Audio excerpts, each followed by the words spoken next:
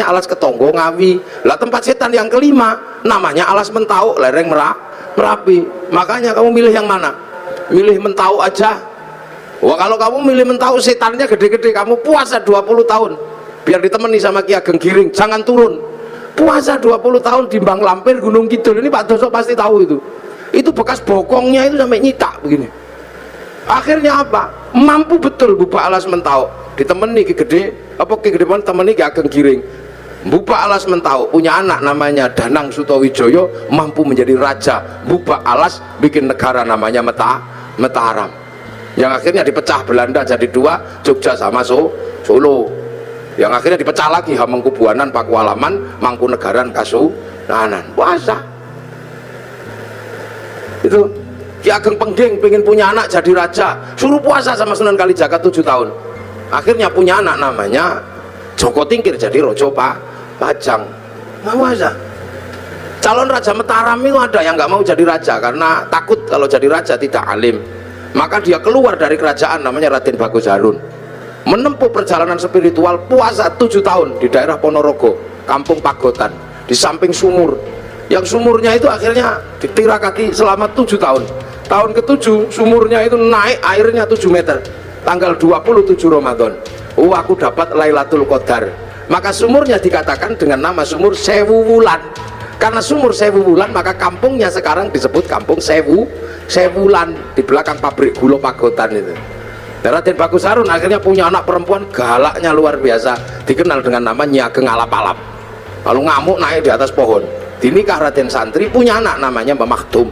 Nikah punya anak Mbah Maklum, nikah punya anak Mbah Tafsirano, nikah punya anak Mbah Kolibi, nikah punya anak Mbah Ilyas. Mbah Ilyas menjadi kandepak pertama di Surabaya. Punya anak perempuan galak namanya Nafikoh, dinikah sama Kiai Hasyim Asy'ari, punya anak Kiai Wahid Hasyim, nikah sama Nyai Solikah binti Bisri Sansuri Jombang, punya anak Abdurrahman Wahid. Bener-bener terjadi seorang ulama jadi presiden walaupun 2 tahun luwung.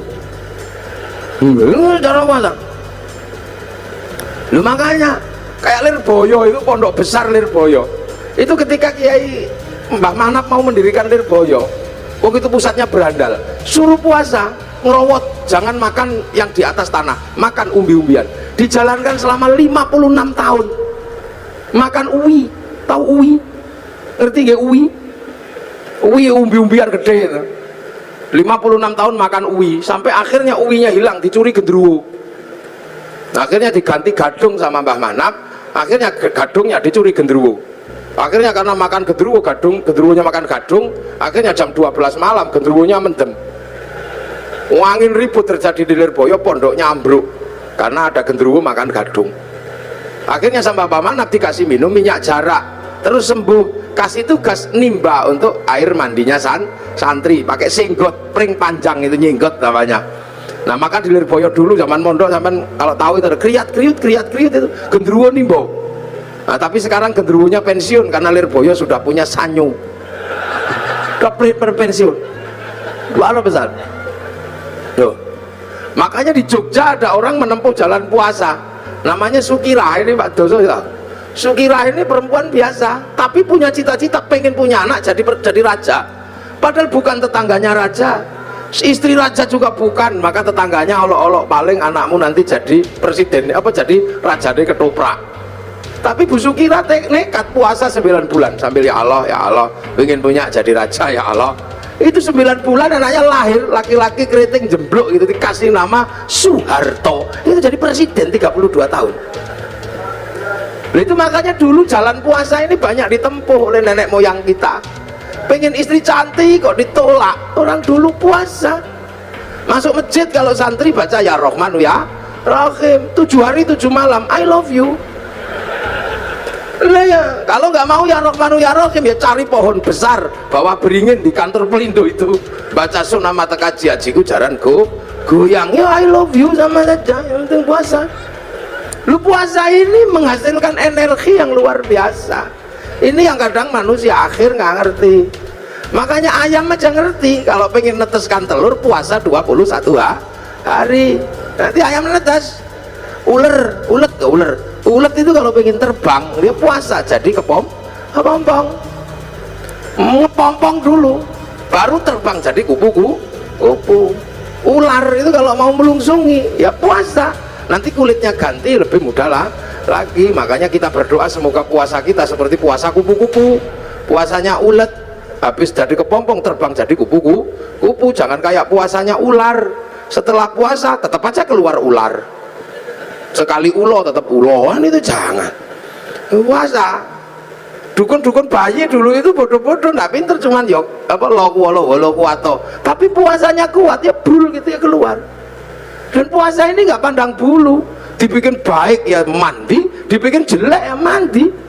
Makanya dukun-dukun santet itu kalau puasanya kuat, santetnya ya teksek. Bahkan orang cari nomor juga puasa. Loh, ini puasa ini menempati ranking tersendiri. Makanya orang-orang tua dulu hobi yang namanya puasa itu. Kalau punya hajat atau besar udah puasa deh, puasa. Hasil saya pernah punya pengalaman orang naik daftar tentara nggak keterima. Ini angkatan laut, daftar angkatan laut itu nggak keterima karena tingginya kurang 5 cm. Udah daftar kemana-mana nggak keterima. Akhirnya saya suruh puasa 3 hari. Hari pertama 3 teguk 3 kepal, buka sahurnya. Bacaan apa Gus? Moconen wodowo.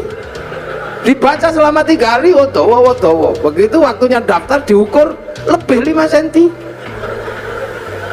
Untung ora iku nih sing dawa kan. Kudune kan dhuwur ngono tapi keliru saya perintahnya. Tapi kan yakin. Begitu diukur naik 5 cm. Tasyakuran motong sapi. Begitu motong sapi saking senengnya saya ukur, ternyata kurang 5 cm.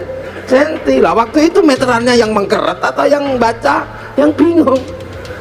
Nah sekarang ada di angkatan laut Surabaya, maka cari aja kalau ada tentara yang kurang 5 cm ya dia itu.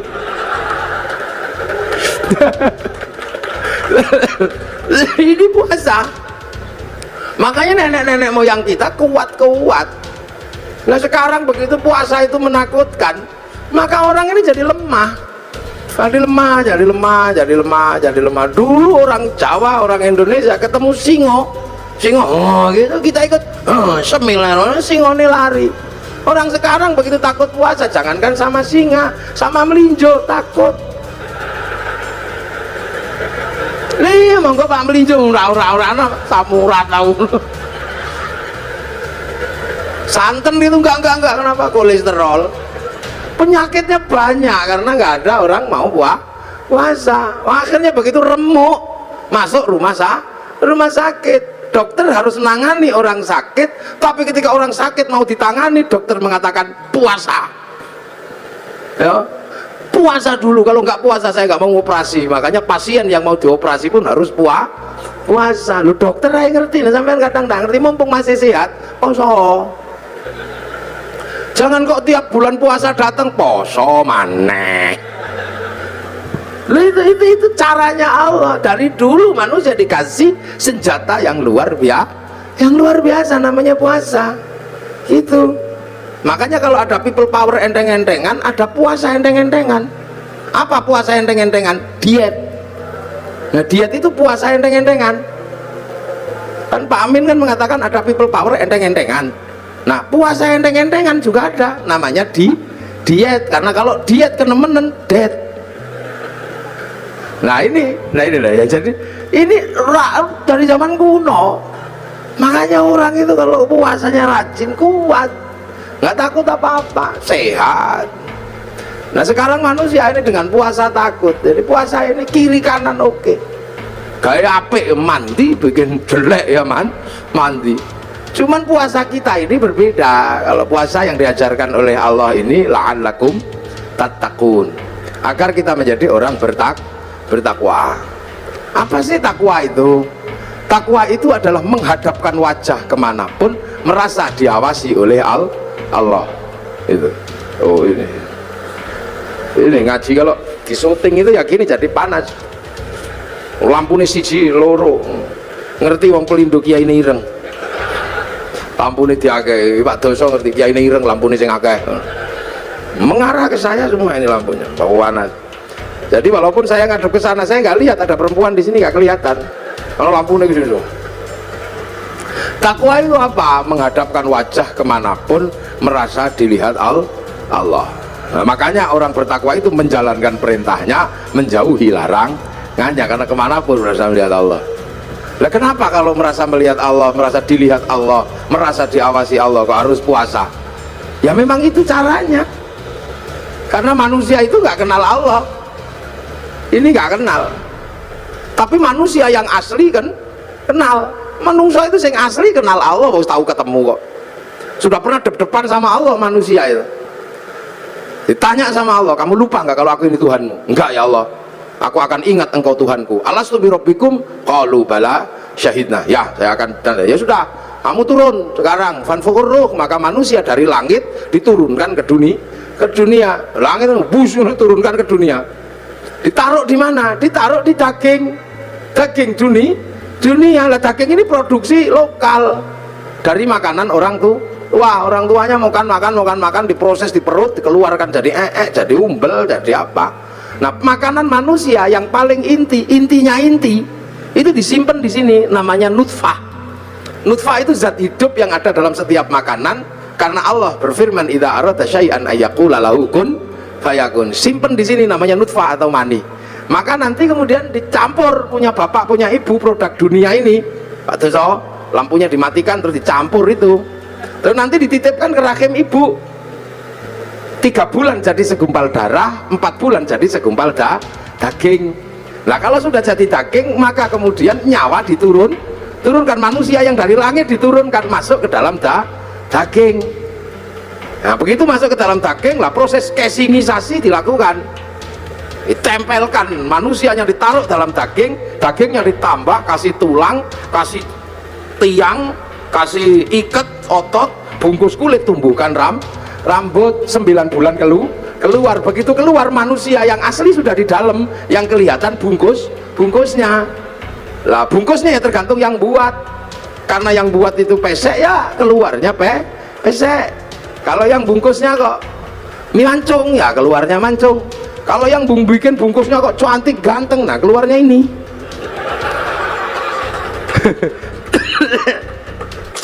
Nah ini maka perempuan itu tempat menanam untuk menumbuhkan. Makanya Islam mengajarkan nisa hukum harsul lakum, perempuanmu untuk menanam. Proses kesingisasi di perempuan. Makanya perempuan itu seperti sawah. Ini sawahnya laki-laki ini yang punya sawah. Nah sawah itu untuk nanam. Makanya kalau pengen tanamannya bagus, sawahnya harus bersih, jangan kok penuh sampah, jangan penuh kotoran, jangan terlalu banyak rumput liar. Makanya biar sawahnya bersih, laki-laki punya tugas membersihkan sawah, belikan lipstik, belikan gelang, masukin salon. Itu loh bener, itu sampean yang punya sawah ini harus bersih, harus tampil cantik biar tumbuhannya bagus. Sawah nggak boleh kering, sawah harus selalu basah dan selalu dipupuk. Nah perempuan juga harus selalu senang hatinya. Makanya agar perempuan senang hatinya, dia harus selalu dikasih uang. Loh yang laki-laki dengerin, jangan kau pura-pura nggak denger. Iya ini yang perempuan ini, karena sawah harus selalu basah dan senang. Sawah itu kalau dikasih tanaman nggak boleh dibakar. Maka begitu juga perempuan kalau ditanami nggak boleh marahi. Maka perempuan itu nggak elok kalau dimarahi. Iya, perempuan kalau marah-marah boleh, karena perempuan itu kalau marah-marah sebenarnya lagi buang sampah. Lah bener, perempuan itu buang sampah, karena kehidupan perempuan itu lebih susah dari laki-laki. Perempuan itu pusing. Makanya perempuan itu stres. Saya pernah jadi perempuan sehari aja gak kuat. Loh ya, saya pernah jadi perempuan sehari gak kuat, gara-gara saya ribut sama istri saya. Oh ribut itu perkaranya apa? Perkaranya anak. Saya pulang ke rumah itu beruantakan. Saya ngomel sama istri saya, ya dede sing rewang sakmene akeh, sudah banyak yang rewang, santri sakmene kok yo masih rusuh kayak gini. Mungkin lagi head kayaknya istri saya. Langsung kelantap itu, Mas jangan gitu, jangan nggak pernah merasakan jadi perempuan. Anakmu ini ayo gitu, sampai mau kalau jadi perempuan ya tidak mau deh, coba sehari saja nggak apa-apa. Akhirnya teken kontrak saya menjadi perempuan sehari. Begitu jadi perempuan sehari, jam 2 malam istri saya tak suruh pergi. Pergi kamu sana yang jauh, jangan kelihatan kalau anak bangun. Ini ada uang 10 juta, ajak temanmu sana. Loh iya, Wong saya mau jadi perempuan, dia tak kasih uang 10 juta, suruh pergi sama teman-temannya, kamu makan harus habis itu, aja habisin makan. Tapi nanti kalau saya telepon karena nyerah, kamu harus cepat pulang. Hitam di atas putih ini saya terjadi. Namanya juga saya juga emosi. Akhirnya pergilah dia. Subuh bangunkan anak, saya contoh istri saya pidatoni anak saya, nggak bangun, gemlungker gini. Biasanya istri saya kalau anak nggak bangun dicubit, ikutlah saya nyubit. Kalau dicubit sama ibunya dia bangun, tak cubit ditendang saya. Mulai pusing, nggak mau bangun. Wah, akhirnya saking judeknya anak turun dari ranjang ono sing nggawa pempes, pusing. Wis setengah stres saya udah jam segitu. Terus dimandikan, biasanya kalau istri saya mandikan kan disemproti satu-satu gitu. Tak semproti, ngamuk karena nggak panas. Wah, kaduan, sing siji begitu tak panas sih, kepanasan. Beratnya itu. Habis itu makan, setelah makan tak suapi satu-satu, saya nyontoh aja. Biasanya kan anak saya dijejer gitu, disuapi satu. Saya yang nyuapi disembur, jarine kegeden, piringnya duncal no. Stres, dan saya gagal menyekolahkan anak-anak sampai jam 7 masih ribut kamu sekolah. Jam 10 itu rumah itu dicat semua pakai lipstik, digambari. Jam setengah 2 saya nyerah jadi perempuan. Dek pulang, ampun, menyerah saya. Pulang ternyata itu saya sudah di tetangga gitu, langsung pulang. Iya saya ngerti sampean nggak akan kuat. Tak cekel tangannya, tak ambung ping pitu gitu saya. Semenjak itu saya tahu bener-bener jadi perempuan itu beratnya luar biasa. Kapok saya. Wis gak kemana-mana, aku mau tadi itu, aku mau tadi lanang iso dolan. Iya jadi berat. Makanya saya anggap perempuan itu kalau ngomel buang sampah. Dan laki-laki itu tempat sampah. Makanya kalau perempuan kita lagi buang sampah, tempat sampahnya jangan ditutup. Nanti dibuang ke tetangga sampahnya. Wianan sama tonggo, pusing kita. Karena laki-laki itu sama anak dan istri lebih memilih istri. Loh iya, suami itu lebih sayang istri daripada sayang anak. Mulutnya aja yang sering mengatakan saya lebih mencintai anak dari kamu. Enggak, kata siapa. Laki-laki manapun pasti lebih mencintai istrinya. Buktinya ada. Pulang kerja, anak di pangku tetangga, nggak apa-apa. Terima kasih. Iya, pulang kerja gitu, anaknya di pangku tetangganya. Terima kasih, matur nuwun nggih pun ngomong anakku lo. Coba kalau istrinya yang di pangku tetangga, langsung bawa arit. Itu tandanya bahwa suami lebih cinta istri, kayaknya aja. Makanya perempuan kalau ngomel udah biasa, dia lagi buang sampah, itu udah. Dan perempuan kalau lagi emosi harus diredam, karena bahaya kalau perempuan itu emosi nggak diredam, marahnya menjadi-jadi. Saya punya pengalaman meredam istri yang sedang marah, kita kasih contoh. Ini saya pengalaman pribadi, curhat saya. Bukan curhat, kasih pengalaman. Istri saya tak suruh dandan, dik dandan yang cantik, karena nanti kawinannya santri. Maka habis subuh dandan sampai jam 7 pagi. Perosoku begitu keluar itu cantiknya luar biasa istri saya itu. Oh wanti itu, pergilah ke pernikahan, bawa anaknya satu, bawa santri satu, namanya Arifin. Begitu sampai di perempatan, ya Allah, di seberang sana ada perempuan cantiknya luar biasa di dalam mobil, rambutnya merah, kacamatanya yang bun-bunan gini.